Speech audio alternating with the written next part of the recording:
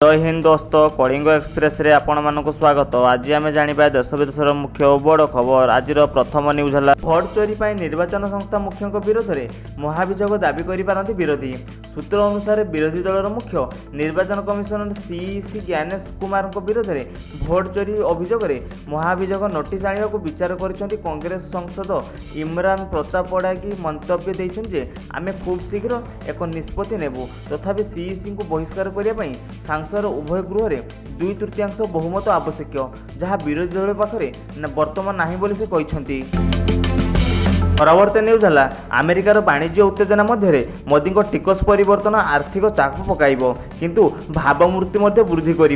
नुआदिल्ली August 17 भारतीय प्रधानमंत्री नरेंद्र मोदी 8 वर्ष मध्य सर्वाधिक टिकस ह्रास सरकारी राजस्व को प्रभावित करिवो, किंतु यह व्यवसाय एवं राजनैतिक विशेषज्ञ प्रशंसा पाइपारछन्ति, जेउमाने कहिछन्ति जे यह वाशिंगटन सहित चलिथिबा वाणिज्य लड़ाई रे तांकर भावमूर्ति को सुदृढ़ करिवो।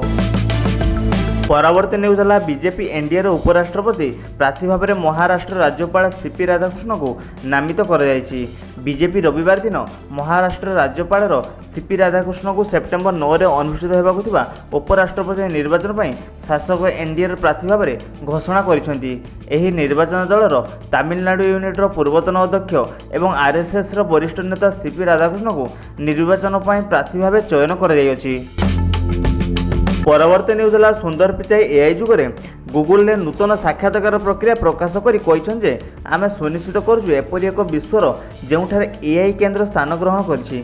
गूगल अमेजन और सिस्को परी टेक फार्म गुड़िकर प्रार्थी मान ठकैवा प्रतिभा को सामिल करने नूतन धारणार विचार करपर्यंत गूगल चिंता कर एआई उपकरण सहित व्यापक ठकईर मुकाबला करने फार्म इंजीनियरिंग एवं प्रोग्रामिंग भूमिका व्यक्तिगत साक्षात्कार पुनः परिवर्तन को करिछि।